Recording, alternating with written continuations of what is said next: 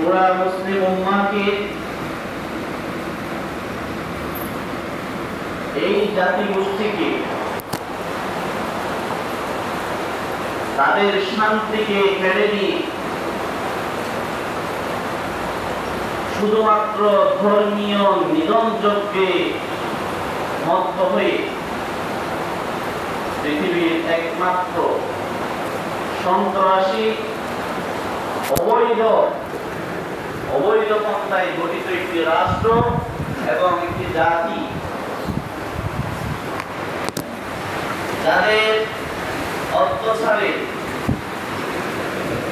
যুগে যুগে বিভিন্ন কালক্রমে পৃথিবীর বিভিন্ন প্রান্তে বিভিন্ন জায়গায় বিভিন্নভাবে মুসলমানেরা নির্যাতিত হয়েছে, হচ্ছে। এমন একটি সময়ে এসে আমরা চেতনাবিহীন, অনুভূতিহীন জীবের মতো আমরা বসে রয়েছি। আমরা তাদের ষড়যন্ত্র সম্পর্কে চিন্তা করি না, আমরা তাদের কৌশল সম্পর্কে আমরা নিজেদের মধ্যে এগুলো নিয়ে পর্যালোচনা করি না। আজকে যারা ইরাকে মেরেছে, তারা সিরিয়াতে হত্যাযজ্ঞ চালিয়েছে, তারা চেচনিয়া বসনিয়ার মধ্যে হত্যাযজ্ঞ চালিয়েছে। এখন তারা মুসলমানদের অন্যতম শক্তির রাষ্ট্র, তারা যে আকীদাই গ্রহণ করুক না কেন, এই ইহুদিরা মুসলমানদেরকে শিয়া দলে, সুন্নি দলে, খারেজি দলে, মুতাজিলা দলে বিভিন্নভাবে বিভক্ত করে তারা এক ভাগ করে মুসলমানদেরকে ধ্বংস করে দিচ্ছে। আর আমরা যখন খারেজিদেরকে হত্যা করা হয় তখন আমরা তাকে দেখে বসে থাকি, যখন শিয়াদেরকে মারা হয় তখন আমরা সুন্নি লকব দিয়ে বসে থাকি, যখন মুতাজিলাদেরকে মারা হয় তখন আমরা সুন্নিরা বসে থাকি, আবার যখন সুন্নিদেরকে মারা হয় তখন তারা বসে থাকে। এই পদ্ধতিতে যদি চলতে থাকে, আজকে তারা নির্যাতিত হচ্ছে, আগামীকালকে আপনি নির্যাতিত হবেন।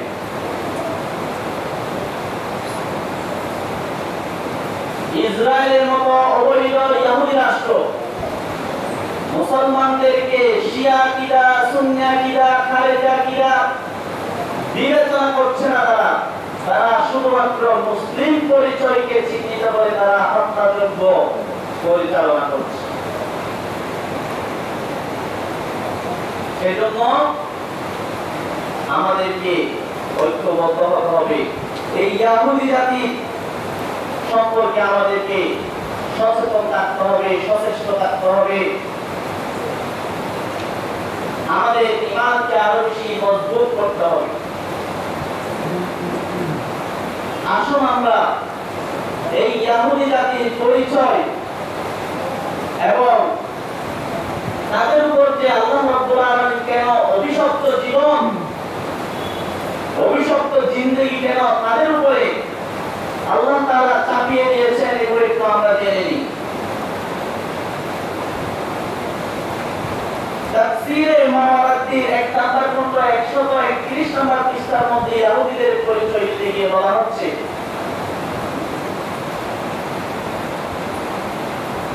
ইব্রাহিম আলাইহিস সালামের একজন সন্তান ছিলেন। দুইজন সন্তান মূলত ছিলেন হযরত ইসমাঈল আলাইহিস সালাম এবং হযরত ইসহাক আলাইহিস সালাম। এই ইসহাক আলাইহিস সালামের বংশধরের মধ্যে একজন নবী ছিলেন হযরত ইয়াকুব আলাইহিস সালাম।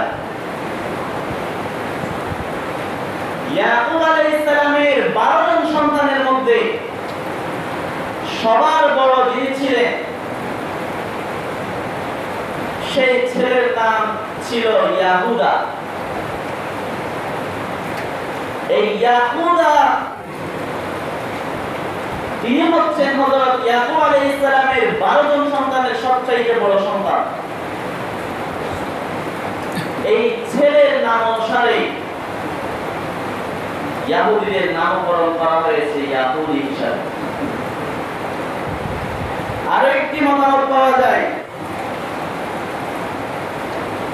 সেটা হচ্ছে ইয়াকুব আলাইহিস সালামের বংশধরে যে ছেলেটা ছিল তার নাম ইয়াকুব ছিল, জাল দিয়ে লেখা হতো তার নামটা। এই জালের জায়গায় তারা দাল দিয়ে তাদের বর্তমানের যে পরিচয় ইয়াহুদি, সেই ইয়াহুদির পরিচয়টা তারা ধারণ করেছে। এই ইয়াহুদি জাতির অন্যতম একটি বৈশিষ্ট্য হচ্ছে তাদের একটা চিরচারিত চরিত্র হচ্ছে তারা আল্লাহ রাব্বুল আলামিনের নাফরমানি করবে। নাউযুবিল্লাহ। ইহুদিদের একটি নিত্যদিনের অভ্যাস, তাদের চরিত্রের অন্যতম একটি বৈশিষ্ট্য হচ্ছে আল্লাহ তাআলার নাফরমানি করা। আল্লাহ রাব্বুল আলামিন যেগুলোকে না করতে বলেছেন সেগুলোকে করাটাই হচ্ছে তার কাজ, তাদের কাজ। তারা নিয়মিত কুফরি কর্মকাণ্ডের মধ্যে লিপ্ত থাকবে এবং তাদের তৃতীয় নম্বর আরেকটি কাজ হচ্ছে নবী রাসূলগণেরা যেই নির্দেশনা, যেই হুকুমগুলো নিয়ে আসবে তারা সেই হুকুমের বিপরীতে কাজ করবে না। তাদের বৈশিষ্ট্যের ভিতরে কয়টা কথা বললাম? তিনটা। তাদের প্রথম নাম্বার বৈশিষ্ট্য হচ্ছে তারা আল্লাহর নাফরমানি করবে, আল্লাহর সাথে কুফরি করবে। দ্বিতীয় নাম্বার হচ্ছে নবী রাসূলগণ যে নির্দেশনা নিয়ে এসেছেন সেগুলো তারা উল্টা কাজ করবে, এগুলো তারা মানবে না, বিপরীত কাজ করবে। এই জন্য ইহুদিদের রক্তের সাথে, ইহুদিদের মাংসের সাথে, ইহুদিদের নিঃশ্বাসের সাথে, ইহুদিদের প্রশ্বাসের সাথে তাদের প্রতারণা, তাদের ধোঁকা, তারা যে দ্বিমুখী নীতি আচরণ সেটি তাদের জীবনের সাথে ওতপ্রোতভাবে জড়িত থাকবে। একজন ইহুদি আপনার সাথে ওয়াদা করবে আর সেই ওয়াদা পালন করবে, সেটি যদি আপনি ভেবে থাকেন যে আপনি ধোঁকার রাজ্যে আপনি বসবাস করছেন, আর আপনাকে যদি এই ইহুদি প্রতারণা করবে এটা আপনি বিশ্বাস করে থাকেন, তাহলে আপনি ভুল করছেন। এই প্রতারণা করার কারণে, ধোঁকা দেওয়ার কারণে, মুনাফিক আচরণ করার কারণে আল্লাহ রাব্বুল আলামিন তাদেরকে এই পৃথিবীর মধ্যে লাঞ্ছিত করেছেন, লাঞ্ছনার জীবন দিয়েছেন। তারা পৃথিবীর যেদিকে যায় সেদিকেই লাঞ্ছিত হয়। তাদের ইতিহাস আপনি দেখেন, যখন ইতিহাস দেখবেন তখন আপনারা দেখতে পাবেন এই ইহুদি জাতি উপর থেকে যতটুকু শক্ত কুলস নিয়ে দাঁড়িয়ে আছে তারা ততটুকু শক্ত নয়। আল্লাহ রাব্বুল আলামিন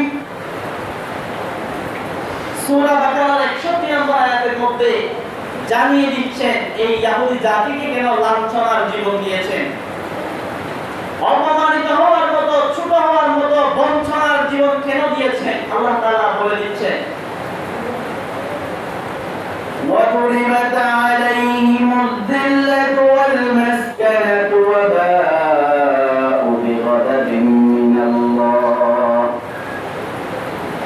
ذَلِكَ بِأَنَّهُمْ كَانُوا يَكْفُرُونَ بِآيَاتِ اللَّهِ।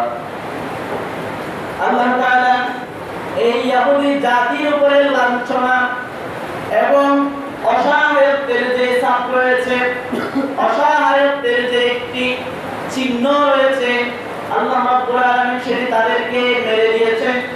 তাদের কপালের মধ্যে লকব দিয়ে দিয়েছেন, মোহর আঙ্কিত করে দিয়েছেন। এই জাতিগুলোর মধ্যে সব সময় অসহায়ত্বের ছাপ দেখতে পাবেন।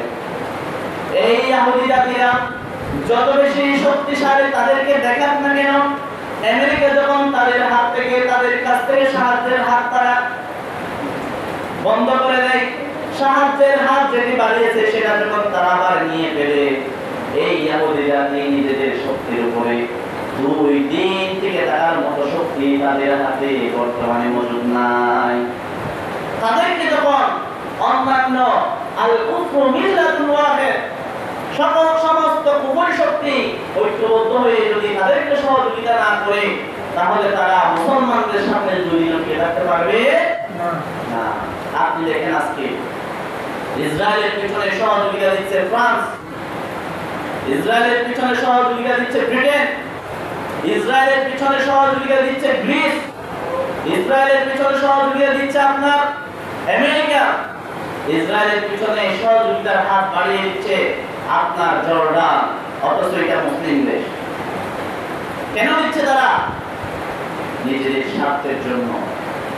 তারা সবকিছু মানবতার দেয়াল প্রতিষ্ঠা করবে, যখন তাদের উপর আঘাত আসবে তখন, আর যখন মুসলমানদেরকে নির্বিচারে হত্যা করা হয় তখন তারা সেটা কেয়ার করে না। যেমন গতকালকে ইসরায়েলের প্রতিরক্ষা মন্ত্রী বলছেন, যারা হাসপাতালের মধ্যে বোমা মারে তারা পৃথিবীর সবচেয়ে নিকৃষ্ট মানুষ। কে বলেছেন? ইসরায়েলের প্রতিরক্ষা মন্ত্রী। এটা কেন বলেছেন? ইরান যখন হামলা করছে তখন একটা ক্ষেপণাস্ত্র তাদের গাজা যুদ্ধের মধ্যে যে সৈন্যরা আহত হয়েছে তাদেরকে যে হাসপাতালে সহযোগিতাতে চিকিৎসার কার্যক্রম চালাচ্ছে, ওইরকম একটি হাসপাতালের মধ্যে যখন একটা ক্ষেপণাস্ত্র পড়েছে তখন তাদের মুখ থেকে বের হয়ে এসেছে যারা হাসপাতালে বোমা নিক্ষেপ করে আঘাত করে তারা পৃথিবীর নিকৃষ্ট মানুষ। কিন্তু তারা যখন ফিলিস্তিনের মধ্যে, গাজার মধ্যে অসংখ্য বিদ্যালয়, অসংখ্য হাসপাতাল যখন তারা বোমা মেরে গুড়িয়ে দিয়েছে তখন তাদের মুখ থেকে এই নীতিকথা কি বের হয়েছে? বের হয় নাই। যুদ্ধবিরতির আহ্বান তখনই করবে যখন তারা বাঁচার মতো আর কোনো সুযোগ দেখবে না, তখন তারা যুদ্ধবিরতি আহ্বান করবে। আল্লাহ রাব্বুল আলামিন বলছেন, তোমরা তাদের বাইরে ফুলর থেকে কচ্ছপের মতো উপরে ছাড়াটাকে তোমরা ভয় পেও না। তাদের ভিতরে ভঙ্গপরিমাণ, তাদের ভিতরে শক্তি নাই, তাদের উপরে আমি, তাদের চেহারাতে আমি লাঞ্ছনার ছাপ এবং অসহায়ত্বের ছাপ আমি মোহর মেরে দিয়েছি। সুবহানাল্লাহ। কেন দিয়েছি? ذلك بأنهم كانوا يكفرون بآيات الله ويقتلون النبيين بغير الحق। কারণ তাদেরকে অসহায়ত্বের ছাপ দেওয়ার দুটি কারণ। প্রথম নম্বর বিষয় হচ্ছে বিআন্নাহুম কানু ইয়াকফুরুনা বিআয়াতিল্লাহ, আল্লাহ তাআলা যে আয়াতগুলো নাযিল করেছেন, আল্লাহ রাব্বুল আলামিন যে নিদর্শনগুলো আমাদের উপরে দিয়েছেন, আল্লাহ রাব্বুল আলামিন যে বিধানগুলো আমাদেরকে দিয়েছেন, সেই বিধানগুলো এই ইহুদি জাতিরা অস্বীকার করে। প্রথম নাম্বার কি বলছেন? আল্লাহ তাআলার বিধানগুলোকে অস্বীকার করার কারণে তাদের উপর আল্লাহ তাআলা লাঞ্ছনার বিরোধ করে দিয়েছেন, চাপিয়ে দিয়েছেন। দুই নাম্বার কারণ ওয়ায়াকুলুনা আন-নাবিয়্যিনা বিগাইরিল হক, যখন কোন নবী সত্যের দাওয়াত দেওয়ার জন্য তাদের কাছে দাওয়াত নিয়ে যায়, নবুয়তের দাওয়াত নিয়ে যায়, তখন তারা সত্য মিথ্যা কোনটা অস্বীকারী কোনটা অস্বীকারী নয় এটা যাচাই বাছাই করে না। তারা একেবারে নির্বিচারে নবীদেরকে হত্যা করে। নাউযুবিল্লাহ। এই দুনিয়ার মধ্যে বনী ইসরাইল অর্থাৎ ইহুদি জাতিরা যত নবী রাসূলদেরকে হত্যা করেছে, পৃথিবীর মধ্যে আর কোন জাতির এত নিকৃষ্ট নজির নাই। সুতরাং আপনি কি মনে করেন আপনাকে ছেড়ে দিবে? তারা আল্লাহর পাঠানো দূত, আল্লাহর পাঠানো বার্তাবাহক রাসূলদেরকে ছেড়ে দেন নাই। রাসূলদেরকে জড়িয়ে জড়িয়ে পিটিয়েছেন, রাসূলদেরকে তারা করাত টেনে দ্বিখণ্ডিত করেছেন, রাসূলদেরকে তারা জেনা বিচারের অপবাদ দিয়েছেন, রাসূলদেরকে তারা এলাকা ছাড়া করেছেন, রাসূলদেরকে তারা পিটিয়েছেন, তাদেরকে লাঞ্ছিত করেছেন। এই নিকৃষ্ট ইতিহাস তাদের আছে। এই জন্য আল্লাহ তাআলা বলছেন তাদের প্রথম নাম্বার অপরাধ করছে তারা আল্লাহকে অস্বীকার করে, দ্বিতীয় নাম্বার অপরাধ করছে তারা নির্বিচারে নবীদেরকে হত্যা করে। ذلك بما عصوا وكانوا يعتدون। এবং তাদের আরো দুটো বিষয় হচ্ছে কি, তারা নিয়মিত আল্লাহর নাফরমানি করত। তারা যে আল্লাহর কথা শুনতো না এটা নয়, শুধু তারা যে নবীদেরকে হত্যা করতো এটা নয়, তারা প্রতিনিয়ত আল্লাহর নাফরমানি করত এবং আল্লাহ তাআলা যে হুদুদগুলো দিয়েছেন, আল্লাহ তাআলা যে সীমাগুলো দিয়েছেন, এগুলা বেছে বেছে এগুলা অবমাননা করত না। এই জন্য তাদেরকে আল্লাহ তাআলা এরকম একটি লাঞ্ছনার জীবন তাদেরকে আল্লাহ তাআলা চাপিয়ে দিয়েছে। কিরকম লাঞ্ছনা? আমরা তো দেখতে পাচ্ছি তারা বীরের বেশে এখন মুসলমানদেরকে আক্রমণ করতেছে, এরকম দেখতেছি না? ইতিহাস পড়ুন আপনারা। এই ইহুদি জাতিদেরকে যুগে যুগে শুধুমাত্র মুসলিম রাষ্ট্র থেকে নয়, বিভিন্ন পৃথিবীর বিভিন্ন রাষ্ট্র থেকে যুগে যুগে তাদেরকে বিতাড়িত করা হয়েছে। পৃথিবীর মধ্যে এই জাতির কোনো আবাসস্থল ছিল না। 1290 সালে সর্বপ্রথম এই ইহুদিদেরকে দেশ ছাড়া করেছিল ইংল্যান্ড, যেটাকে এখন যুক্তরাজ্য বলা হয়। এই যুক্তরাজ্য থেকে 1290 সালে ইহুদিদেরকে সমূলে একদম গোষ্ঠী শব্দ বিতাড়িত করে দিয়েছিলেন। এটা কি মুসলমান রাষ্ট্র ছিল? মুসলমান রাষ্ট্র ছিল না। কারণ এই ইহুদি জাতি আপনার সাথে মিলেমিশে যে অপরাধগুলো করবে, যে বিশ্বাসঘাতকতা করবে, সেটি মুসলমান নয়, শুধুমাত্র খ্রিস্টানরা মেনে নিতে পারে না। রাসূলুল্লাহ সাল্লাল্লাহু আলাইহি ওয়াসাল্লাম যখন মদিনার মধ্যে হিজরত করেছেন, তখন মদিনার 3টি ইহুদি গোত্রের সাথে চুক্তি করেছিলেন। তারা সেই চুক্তি ভঙ্গ করে মক্কার কাফেরদেরকে সহযোগিতা করেছিলেন লুকিয়ে লুকিয়ে। এইজন্য সর্বপ্রথম মুহাম্মদুর রাসূলুল্লাহ সাল্লাল্লাহু আলাইহি ওয়াসাল্লাম মদিনা থেকে এই ইহুদিদেরকে বিতাড়িত করেছিলেন। 1290 সালে সেই ইংল্যান্ড থেকে তাদেরকে বিতাড়িত করা হয়েছে। 1306 সালে একবার, আবার 1394 সালে আরেকবার ফ্রান্স থেকে, যে ফ্রান্স এখন ইহুদিদেরকে মুসলমানদের বিরুদ্ধে যুদ্ধ করার জন্য সহযোগিতা করছে, এই ফ্রান্স নিজেরাই নিজেদের দেশ থেকে একবার 1306 সালে আরেকবার 1394 সালে ইহুদিদেরকে তাদের দেশ থেকে বিতাড়িত করেছে, নির্বিচারে হত্যা করেছে। কারণ এই জাতি খুবই নিকৃষ্ট একটা জাতি, মুনাফিকের সর্দারদের একটা জাতি হচ্ছে ইহুদি জাতি। এছাড়াও 1370 সালে বেলজিয়াম থেকে ইহুদিদেরকে সমূলে বিতাড়িত করা হয়েছে, তাদেরকে সেখান থেকে দেশ ত্যাগে বাধ্য করা হয়েছে। এই যে বেলজিয়াম, ফ্রান্স, ইংল্যান্ড, এগুলো কি মুসলমান রাষ্ট্র? মুসলমান রাষ্ট্র নয়। খ্রিস্টানেরাই তাদেরকে সহ্য করতে পারে নাই। খ্রিস্টানেরাই তাদের উপরে সবচেয়ে বেশি বর্বরচিত নির্যাতনগুলো চালিয়েছে, হত্যাযজ্ঞগুলো চালিয়েছে। তাদেরকে দমন করার পরে তাদেরকে দিয়ে আবার এখন মুসলমানদেরকে নিধন করার যে প্রচেষ্টা চালানো হচ্ছে, সেটা কি আমরা সর্বমতে দিব? দিব না ইনশাআল্লাহ। কিন্তু সেটা মুখে বলতে নয়, আমরা অবশ্যই তাদের কর্মকাণ্ড এবং তাদের কুৎসাহ সম্পর্কে, তাদের ষড়যন্ত্র সম্পর্কে আমাদেরকে সজাগ থাকতে হবে। এই সময়টা শিয়া মতবাদ, খারেজি মতবাদ, মুতাজিলা মতবাদ, সুন্নি মতবাদ বলে বিভক্ত হওয়ার সময় নয়। এই সময়টা হচ্ছে মুসলমান এবং কাফেরদের মধ্যে বিভক্ত হওয়ার যে সময়, সেটি হচ্ছে বর্তমান এই সময়টা চলছে। এছাড়াও 1450 সালে ইহুদিদেরকে মুসলমানের সময়ে ইতালি থেকে বিতাড়িত করা হয়েছে। তারা ইতালির মধ্যেও জায়গা পায় নাই। ইউরোপ কান্ট্রি এই ইতালির মধ্যেও তারা কি পায় নাই? জায়গা পায় নাই। এছাড়া 1945 সালের দিকে যখন 1939 সালে যখন দ্বিতীয় বিশ্বযুদ্ধ শুরু হয়েছে, এই যে জার্মানির যিনি সেনাপ্রধান ছিলেন হিটলার, প্রায় 60 লক্ষ ইহুদিকে নির্বিচারে একদম গণহত্যা, জাতিগত নিধন চালানো হয়েছে। তাদের প্রায় 60 লক্ষ ইহুদিকে গ্যাস চেম্বারের মতো আবদ্ধ করে তাদেরকে হত্যা করা হয়েছে। বাদ বাকি যেগুলো ছিল তাদেরকে জার্মানি ছাড়তে বাধ্য করেছেন। এই নির্যাতনগুলো চলার পরে 1917 সালে যখন প্রথম বিশ্বযুদ্ধ শেষ হয়েছে, তখন 1917 সালে বেলফুর ঘোষণার মাধ্যমে, যখন 1924 সালে উসমানীয় অটোমান সাম্রাজ্য যখন বিলুপ্ত হলো, উসমানীয়দের হাত থেকে যখন জেরুজালেমকে ইংল্যান্ডের উপনিবেশ হিসাবে গ্রহণ করা হলো, তখন এই যে অবৈধভাবে ইংল্যান্ডের মদদে পৃথিবীর বিভিন্ন প্রান্ত থেকে ইংল্যান্ডের খরচে জাহাজ দুলাই করে পৃথিবীর নানান প্রান্ত থেকে এই জেরুজালেমের মধ্যে ইহুদিদেরকে জোর করা হয়েছে। 1920 সাল থেকে 1940 সাল পর্যন্ত এই 20 বছর শুধুমাত্র পৃথিবীর আনাচে কানাচে কোথায় ইহুদি আছে তাদেরকে বেছে বেছে এই জেরুজালেমের মধ্যে একত্রিত করা হয়েছে।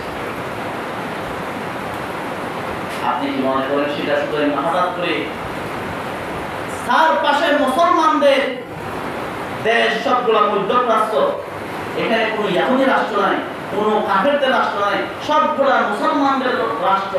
এই মুসলমান রাষ্ট্রের ভিতরে কলিজার মাঝখানে একটা ইহুদি রাষ্ট্র, এটা কেন হঠাৎ করে উদিত হয়েছে? না,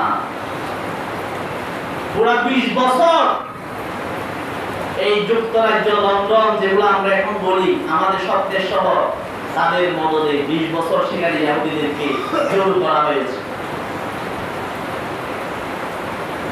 1945 সালে ইউনাইটেড নেশন যখন প্রতিষ্ঠা হলো, তাদের মদদে আমেরিকার ইন্দোরে 1948 সালে এই ফিলিস্তিনের বুকের মধ্যে ইসরায়েল প্রতিষ্ঠিত হয়েছে। এই ইসরায়েল মুসলমানদের জন্য বিষ পোড়ার মতো কাজ করছে। এখন আমরা কি করতে পেরেছি? যখন আমরা 1967 সালে তাদের সাথে যুদ্ধ করতে গিয়েছি, মিশর মুনাফিকি করেছে। যখন আমরা 1948 সালে যুদ্ধ করেছি, 6 দিনও টিকতে পারি নাই। কেন? সদ্য প্রতিষ্ঠিত হওয়া একটা রাষ্ট্রের বিরুদ্ধে কি আপনি 8-10টা মুসলিম রাষ্ট্র আপনি টিকতে পারেন না কেন? কারণ মুসলমানদের ভিতরে মুনাফিক লুকিয়ে আছে, আছে না? বর্তমানে যে ইরানের মধ্যে হামলাগুলো দেখতে পাচ্ছেন, এগুলার মূল কোথায় জানেন? পড়েছেন, আর্টিকেল পড়েছেন? মার্কিনা নামে একজন মেয়ে ফ্রান্স থেকে, ফ্রান্সের একজন মহিলা মার্কিনা, সে মুসলমান হয়েছে বলে স্বীকৃতি দিয়েছে। মুসলমান হওয়ার পরে তিনি একজন বিখ্যাত সাহিত্যিক, যিনি বইপত্র লেখেন, সাহিত্য লেখেন, প্রবন্ধ লেখেন, এত ভালো মানের প্রবন্ধ লেখেন, যার প্রবন্ধ ইরানের একদম প্রধান ধর্মীয় নেতা আয়াতুল্লাহ খোমেনির ওয়েবসাইট থেকে, পোর্টাল থেকে প্রকাশিত হয়েছে। এমন একজন বিখ্যাত লেখক, তিনি মুসলমান হয়েছেন এবং তিনি প্রকাশ্যে ঘোষণা দিয়েছেন যে আমি শিয়া মতবাদে বিশ্বাসী। কোন মতবাদে? শিয়া মতবাদে। ইরানের 90 থেকে 94% মানুষ শিয়া মতবাদে বিশ্বাসী। তো যখন তিনি শিয়া মতবাদে বিশ্বাসী, তখন তিনি ফ্রান্স থেকে কোথায় ঢুকলেন? ইরানের মধ্যে ঢুকেছে। ইরানে ঢোকার পরে তিনি কি করেছেন? বড় বড় যে ইস্যুগুলো আছে, অনেক সময় আয়াতুল্লাহ খোমেনির সাথে, তারপরে ইব্রাহিম রাইসির সাথে বিভিন্ন সময় তারা সাক্ষাৎকার দিয়েছেন। এর পরিপ্রেক্ষিতে যারা বিভিন্ন ইসলামিক রেভলিউশনারি গার্ডের যে প্রধানেরা রয়েছে, তাদের স্ত্রীদের সাথে বন্ধুত্ব স্থাপন করেছে। কি করেছে? কাদের সাথে? স্ত্রীদের সাথে। তখন ওই মার্কিনা সেনাপ্রধান যারা ছিল, অফিসার যারা ছিল, তাদের স্ত্রীদের সাথে ঘনিষ্ঠ সম্পর্ক স্থাপন করেছে। আমাদের এখানে একদম আমরা প্রশাসনিক জায়গার মধ্যে আমরা এখানে অবস্থান করছি, এখান থেকে আমাদের শিক্ষা দেওয়া আছে। এই অফিসারেরা তাদের দৈনন্দিন কার্যক্রম সম্পর্কে স্ত্রীদেরকে অবশ্যই, তারা যদি ঘরে থাকে স্ত্রীদেরকে 50% হলেও শেয়ার করে। কালকে কি পরিকল্পনা আছে এগুলো ঘরের মধ্যে একটু না একটু জানে, কোন রুমে ঘুমায় এগুলো জানে। এই মহিলাদের থেকে, স্ত্রীদের কাছ থেকে মার্কিনা তথ্য নিয়ে ইরান হামলা করার আগে, মাসখানেক আগে সেই ইরান ত্যাগ করেছে। প্রতি সেকেন্ডের খবর, ইরানের প্রত্যেকটা অফিসারের প্রত্যেকটা সেকেন্ডের মিনিটের খবর মোসাদের হাতে পাঠিয়ে দিয়েছিলেন মার্কিনা। যার কারণে ইসরায়েল থেকে যে মিসাইলটা মারা হয়েছে, যেই বিল্ডিং এর মধ্যে মারছে ওই বিল্ডিংটা ভাঙে নাই, শুধুমাত্র যেই রুমের মধ্যে মারছে জানালা দেওয়াল ভেদ করে ওই রুমের মধ্যে গিয়ে নির্ধারিত ব্যক্তি মস্তিষ্কের মধ্যে আঘাত করে আইআরজিসির যিনি প্রধান ওনাকে হত্যা করা হয়েছে। প্রযুক্তি বুঝছেন? ইসরায়েল থেকে মারছে 2000 কিলোমিটার দূর থেকে একটা মিসাইল মারলো। এই মিসাইলটা আমি যেই বিল্ডিং এ থাকি সেই বিল্ডিং এর মধ্যে যত তালা আছে 12 নম্বর তালার মধ্যে আমি যে রুমে থাকি এই রুমের মধ্যে আমার মাথার মধ্যে আঘাত করেছে। আপনি বুঝতে পেরেছেন প্রযুক্তি কত উন্নত? এইরকম নিখুঁত তথ্যগুলা কিভাবে পেয়েছিল?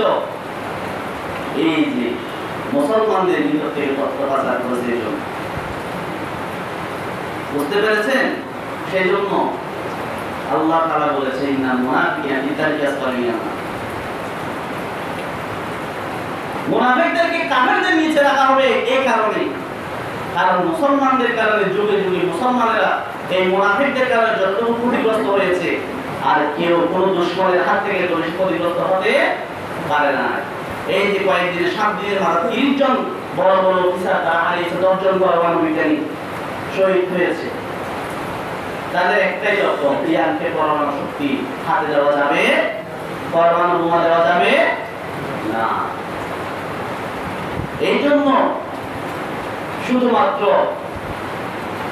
আগে ডাল তলোয়ারের যুদ্ধ ছিল, এখন ডাল তলোয়ার নিয়ে বসে থাকতে হবে। আপনাকে সামরিক দক্ষতা এগুলা অর্জন করতে হবে। যখন যেটা প্রয়োজন সেটা আপনাকে সেটার সাথে সেটা ব্যবহার করতে পারতে হবে।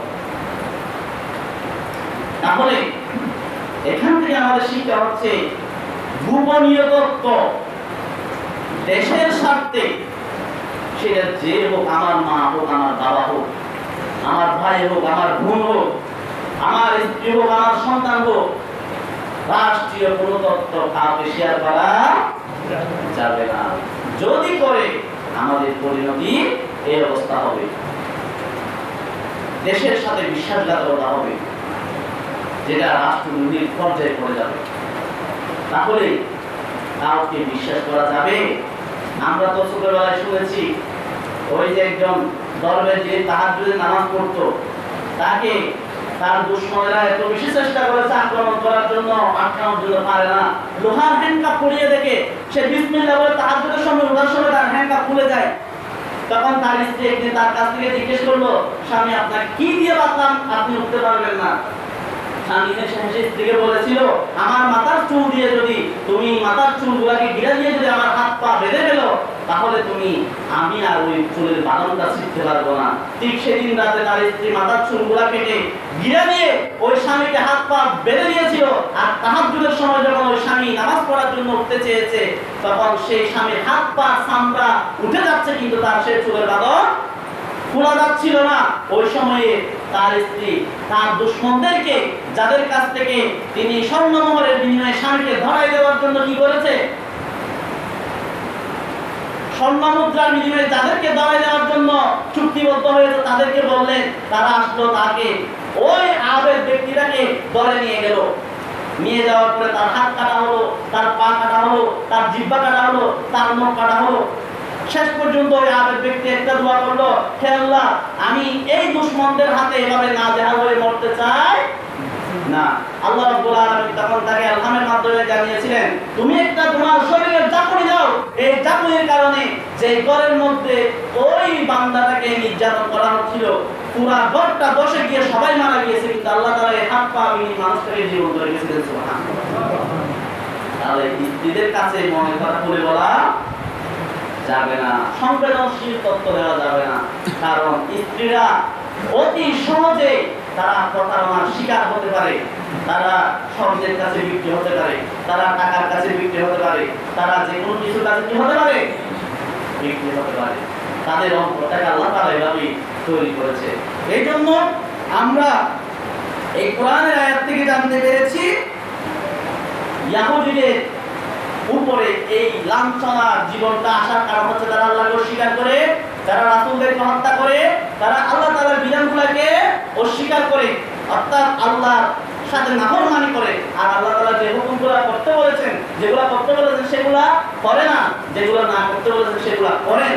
এই চারটা কাজের কারণে আল্লাহ তাআলা তাদেরকে লাঞ্ছনার জীবন চাপিয়ে দিয়েছেন। বুঝতে পেরেছেন?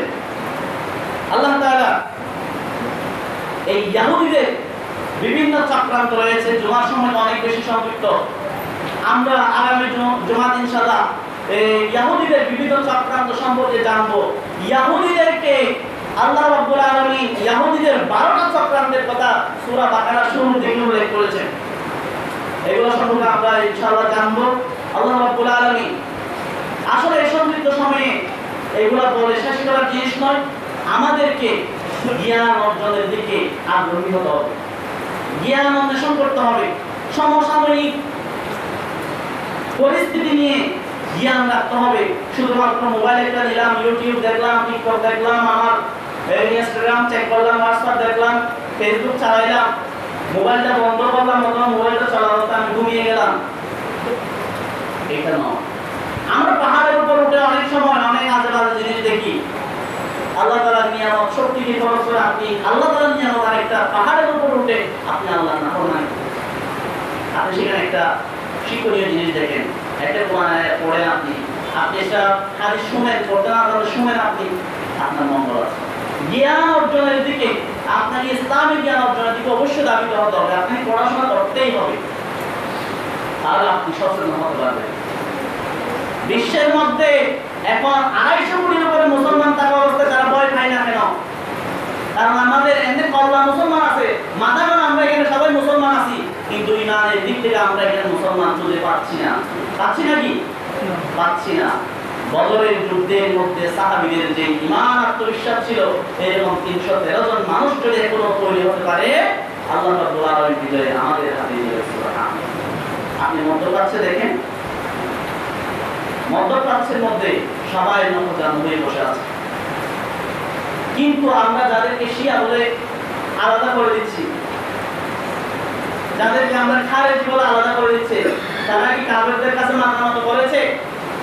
করে নাই। তারা মাথা উঁচু করে দাঁড়িয়ে আছে। এই পরিস্থিতিতে আমাদেরকে শিয়া বলে, খারেজি বলে, মুতাজিলা বলে, সুন্নি বলে দূরে ঠেলে দেওয়াটা বুদ্ধিমানের কাজ নয়। এখন হচ্ছে ভেদাভেদ ভুলে গিয়ে ঐক্যবদ্ধ হওয়া, ঐক্যবদ্ধ হওয়ার পরে যে এই যে মুসিবতটাকে সামলানোর পরে অথবা আমাদের শত্রুদেরকে ধ্বংস করার পরে আমাদের ভিতরে যে সমস্যা আছে এগুলো সমাধানের পথ খোঁজা, ঠিক না? বাইরে বাইরে আমাদের ঝগড়া হাজারো থাকতে পারে, বাইরের একজন মানুষ যখন এসে সেখানে নাক ডুবাইতে চাইবে, তখন বাইরের উচিত সবাই ঐক্যবদ্ধ হয়ে ওই বাইরের মানুষটাকে আগে কি করে দেওয়া, সাইজ করে দেওয়া। ওই বাইরের মানুষটাকে সাইজ করার পরে বাইরের ভিতরে যে সমস্যা আছে এটা সমাধান করতে হবে, নাকি আগে ভিতরে যে মারামারি, আমার সাথে এবারে সমস্যা, আমি বাইরের মানুষের কানে ওনার মাথা কাটাই দিলাম, ওনার সাথে আমার সমস্যা, উনি আরেক থেকে আনে আমাকে দিতে হাতে কাটে নিয়ে চলে এলো, এটাতে মানুষেরা সুযোগ নেবে। এইরকম যদি মুসলমানদের দেশগুলোর মধ্যে যদি এরকম বিভক্তি থাকে, তাহলে কাফেররা আপনাকে নিয়ে মজা লুটবে। এই সুযোগ আমরা কাফেরদেরকে কি নিতে দিব? দেব না। আমরা সবাই মুসলমান, আমাদের পিতা একজন, আমাদের নবী একজন, আমাদের রব একজন, আমাদের লক্ষ্যবস্তু একটা, সেটা হচ্ছে জান্নাত, ঠিক না? তাহলে আমাদের ঐক্যবদ্ধ থাকতে হবে। আমাদেরকে ইহুদিদের ষড়যন্ত্র সম্পর্কে জানতে হবে, ইহুদিদের সম্পর্কে আমাদেরকে জানাশোনা রাখতে হবে। আপনি জানতে অবাক হয়ে যাবেন, বান্দরবানের মতো 2011 সালে একটা জরিপ হয়েছিল সরকারিভাবে, 1,47,000 হচ্ছে মুসলমান, অর্থাৎ 1,47,000 ওই যে ওই সময় মুসলমান ছিল, আর 1,03,000 খ্রিস্টান। ভাবা যায়। অথচ তার আগে গবেষণার মধ্যে ছিল দ্বিতীয় নাম্বার বৌদ্ধ ধর্ম ছিল। তাহলে এখানে খ্রিস্টান ধর্মে এত বেশি প্রচার হওয়ার কারণ কি? তারা মিশনারিরা কাজ করতেছে। আমরা কি আমাদের দ্বীনের দাওয়াত এই মাসের ভিতরে একজন অমুসলিমকে আপনি ইসলামের দাওয়াত দিয়েছেন বলতে পারবেন? পারবেন না। ধর্মের জন্য কি করেন? কিছু করেন না। কিন্তু ইহুদিরা খ্রিস্টানেরা নিজেদের ধর্মকে প্রসার করার জন্য তারা নিজেদের আয়ের 50% তারা ব্যয় করে। আমরা তো আমাদের জ্ঞান জানি যে এটা আমাদেরকে জ্ঞানটা বিতরণ করার জন্য অনেক প্রসার উত্তর নিয়ে যেতে হয়। এই জন্য আল্লাহ রাব্বুল আলামিন আমাদেরকে বোঝার তৌফিক দান করুন, আমাদেরকে ঐক্যবদ্ধ